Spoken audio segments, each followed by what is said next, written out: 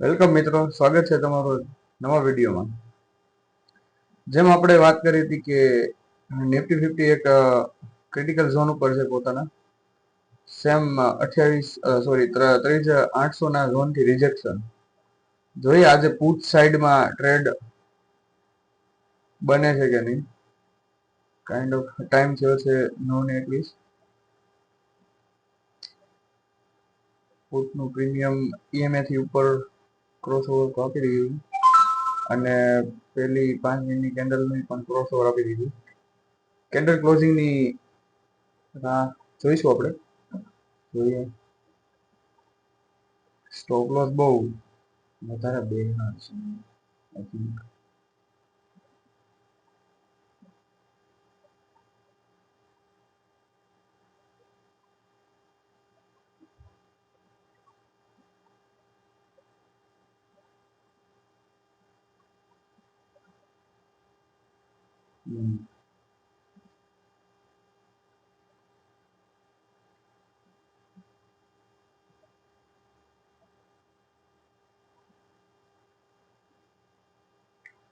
જોઈ શકો છો આપણે જેમ ગયા વિડીયોમાં વાત કરી હતી એમ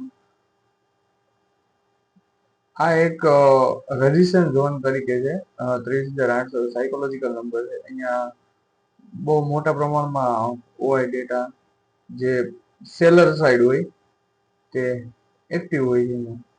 તો અહીંયાથી જો કન્ટિન્યુ જેમ આટલા દિવસથી બાઇંગ આવતી હતી એમ આ જગ્યાએ પણ એગ્રેસિવલી બાઇંગ કરવી બહુ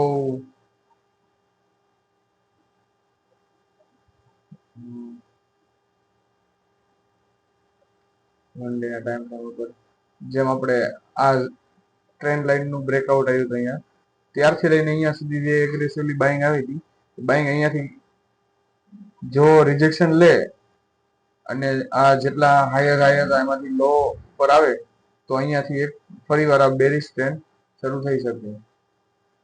આજના દિવસમાં દેખાય તો છે કે એક બેરિશ ટ્રેન્ડ આજના દિવસમાં જોવા મળે, કારણ કે જે ઝોન છે ત્યાંથી રિજેક્શન લે છે.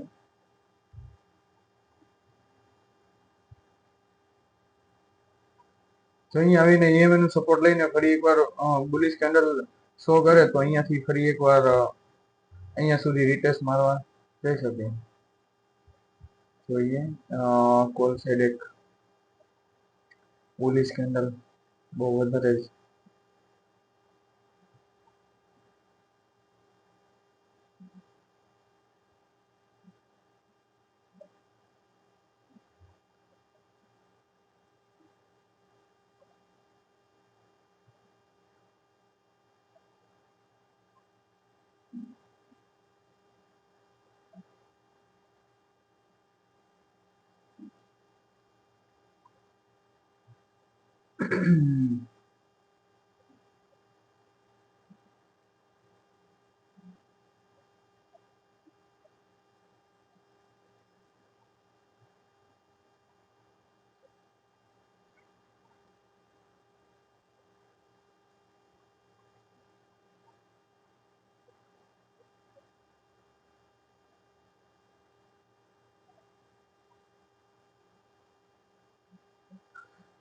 બુલિશ કેન્ડલ EMA ને ક્રોસ ઓવર લઈને ક્લોઝ થઈ જાય.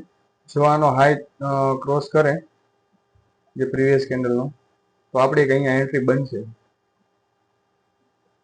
કારણ કે અહીંયા જુઓ ને તો નિફ્ટી એક્ઝેક્ટ EMA ઉપર ટ્રેડ કરે છે. EMA ને બ્રેક કરી દે ને તો પ્રીમિયમ બહુ જબરજસ્ત સ્પાઇક જોવા મળી શકે.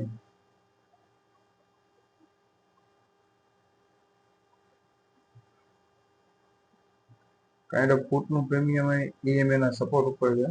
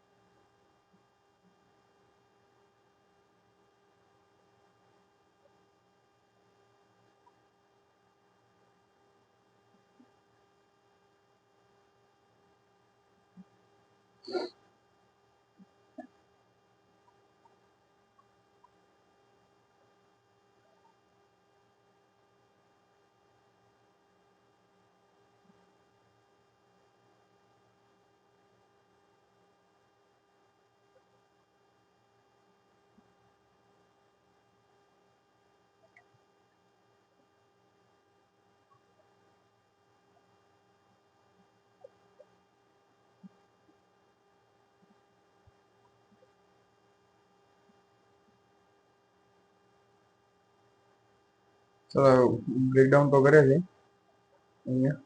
બસ બ્રેકડાઉન સસ્ટેન કરવું જોઈએ, તેની સપોર્ટ ન લેવું જોઈએ.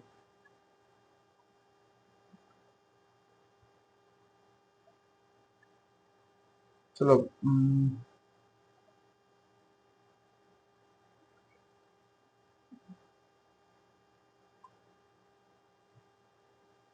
સ્ટોપ લોસ બહુ મોટો આવે છે 30 પોઈન્ટ સુધીનો.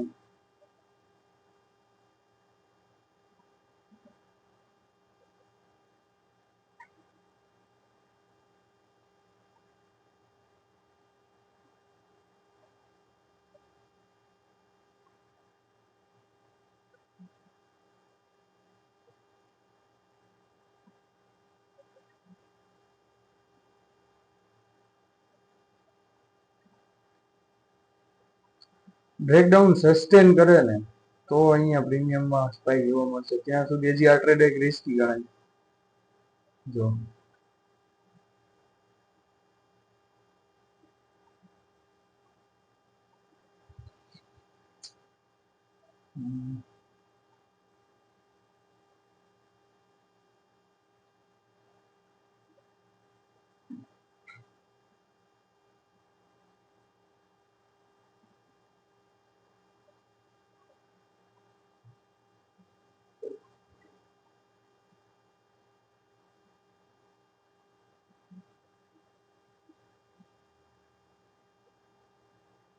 થોડીક late entry is worth it. જો ફોમોમાં આવીને તમે એન્ટ્રી કરી લે તો એ નકામી વસ્તુ છે. તો તમારો સ્ટોપ લોસ પાકવો છે.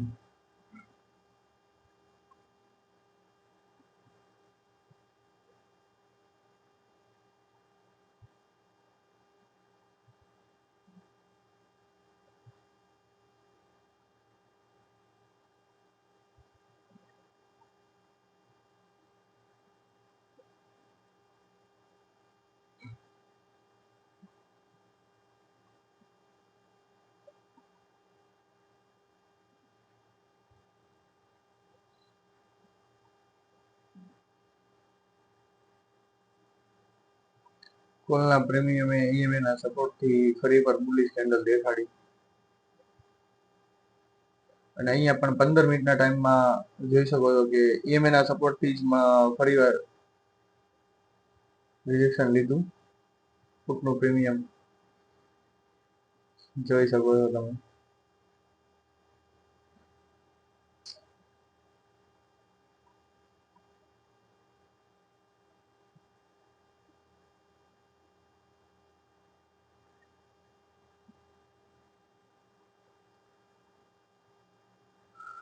ચલો કોલ સાઈડ સ્પાઇક આવી ગઈ છે.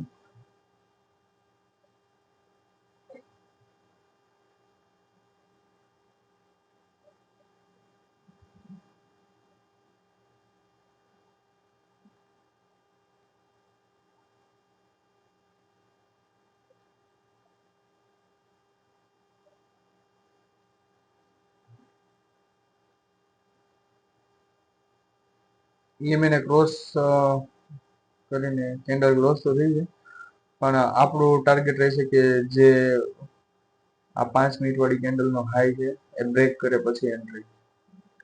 થોડીક વધારે કન્ફર્મેશન મળી જાય.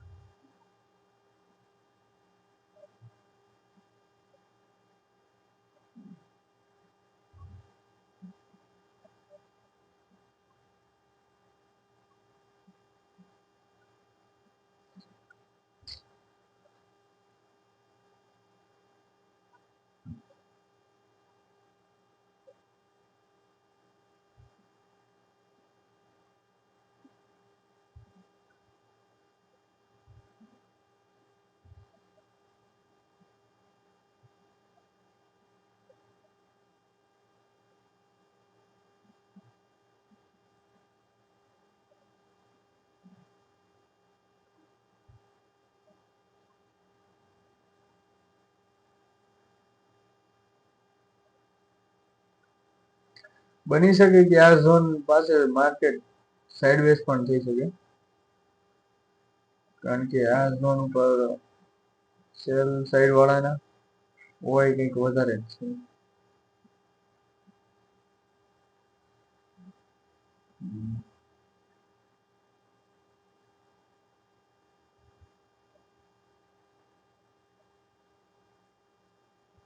માર્કેટને ટાઈમ આપો. આજના દિવસે ટ્રેડ લેવામાં કોઈ જલ્દબાજી ન કરો, કારણ કે ઝોન એવા ઉપર માર્કેટ અત્યારે ઈ ઝોન ઉપર ટ્રેડ કરી રહ્યું છે કે જ્યાં સાઇડવેઝ થવાની શક્યતા વધારે રહી.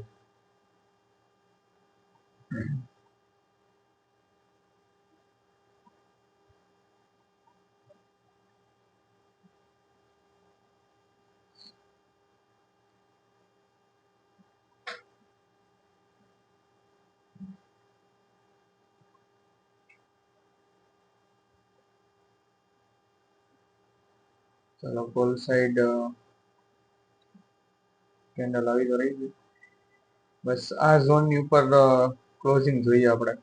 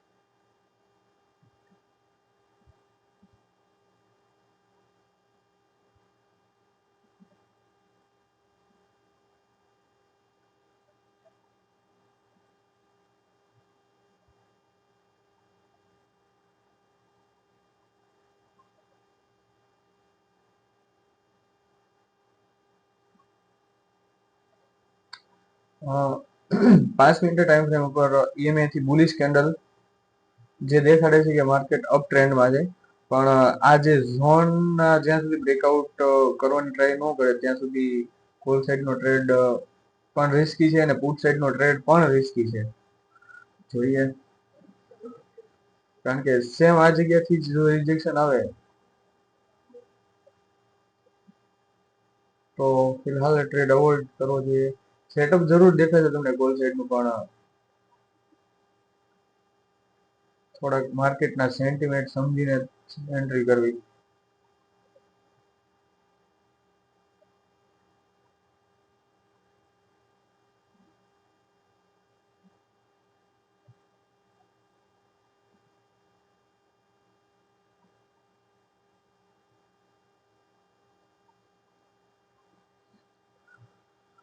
કોલ સાઈડ કેન્ડલ આવી તો રહી છે.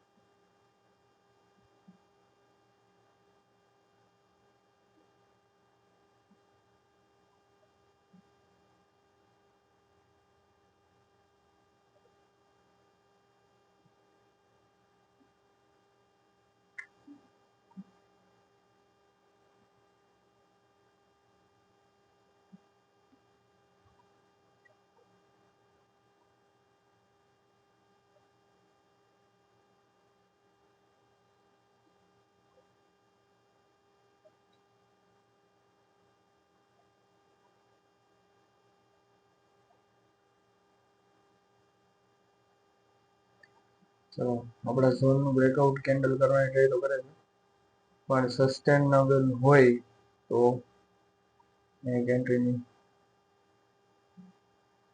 પોસિબિલિટી બની શકે.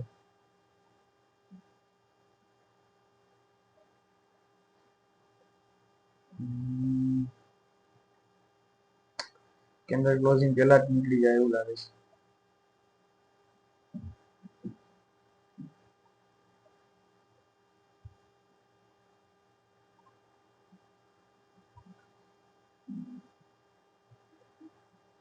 કેન્ડલ ક્લોઝ માટે 2 મિનિટ રહી છે અને નિફ્ટી એક્ઝેક્ટ પોતાના ઝોન ઉપર ટ્રેડ કરી રહી છે. જો અહીંયાથી રિજેક્શન આવે તો આપણો કોલ વાળો ટ્રેડ એકદમ ફેલ કરી શકે એમ છે. તો આજના દિવસે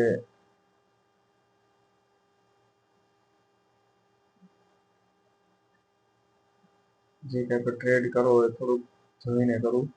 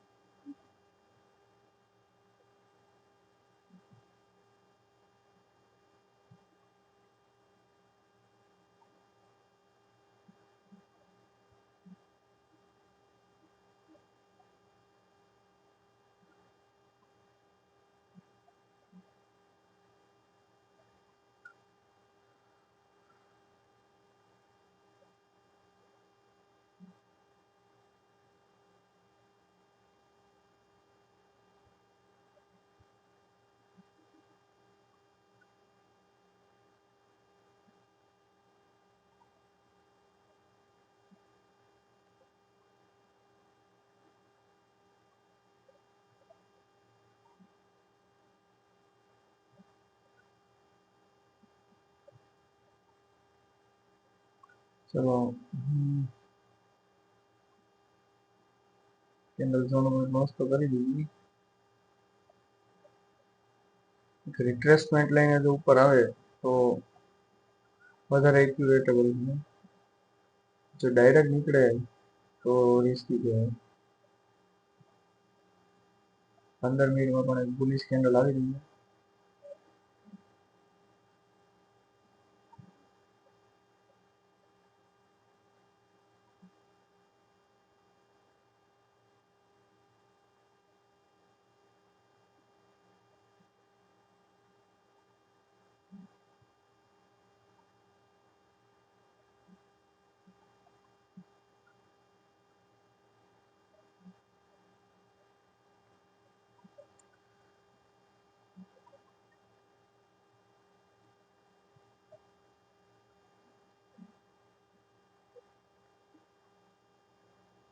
ચલો અહીંયા એક આપણે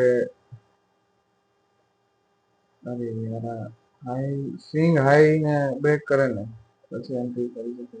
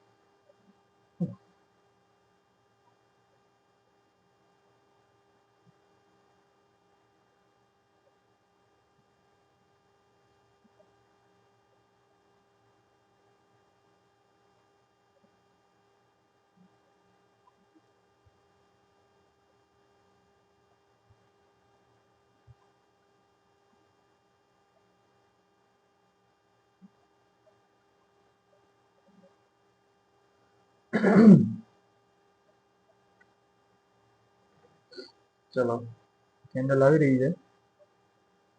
સ્વિંગ હાઈ ને બ્રેક કરે એટલે આપણી એન્ટ્રી થઈ ગઈ છે રનિંગ કેન્ડલ ઉપર જ.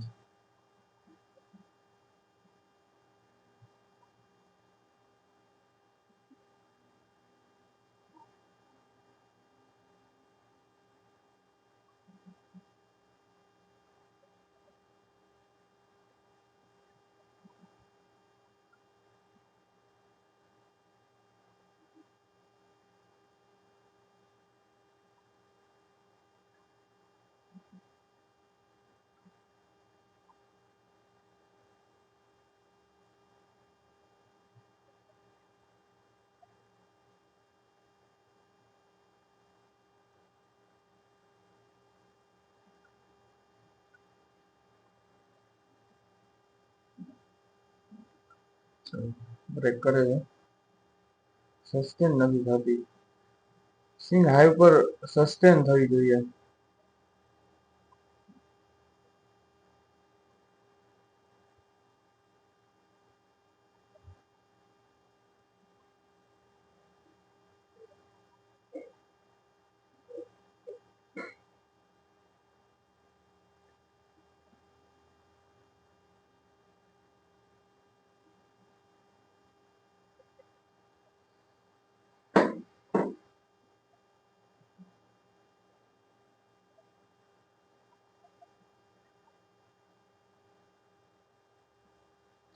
ચલો હાઈ બંધ કરી દઈએ.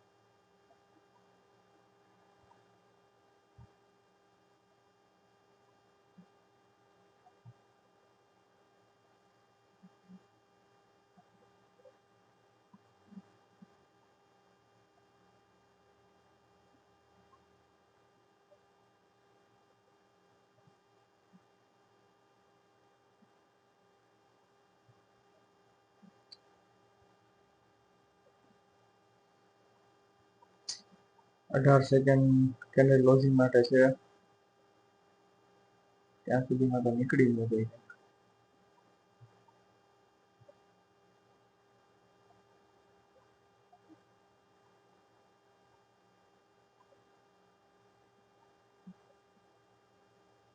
ચલો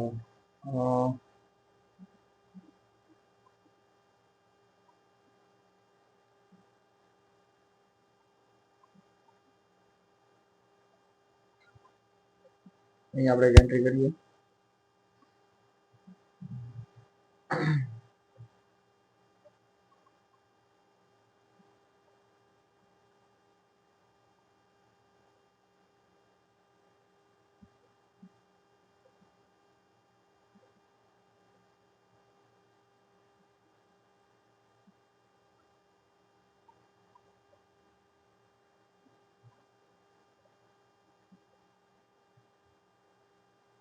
એક સ્પાઇક.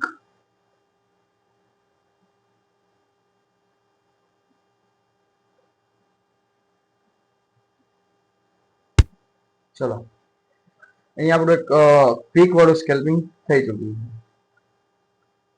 અને ઓલમોસ્ટ 20 પોઈન્ટનો ટાર્ગેટ જેટલો આપણો રિસ્ક હતો એટલે હું રિવોર્ડ લઈ લીધો છે. તમે જોઈ શકો છો હજી ટાર્ગેટ તો જશે જ તે, બટ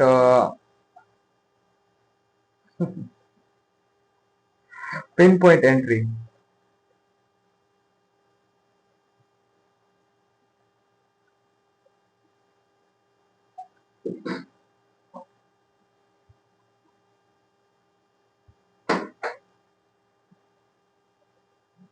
જોઈ શકો છો. અહીંયા આપણી એન્ટ્રી હતી અને ઈચ કેન્ડલ.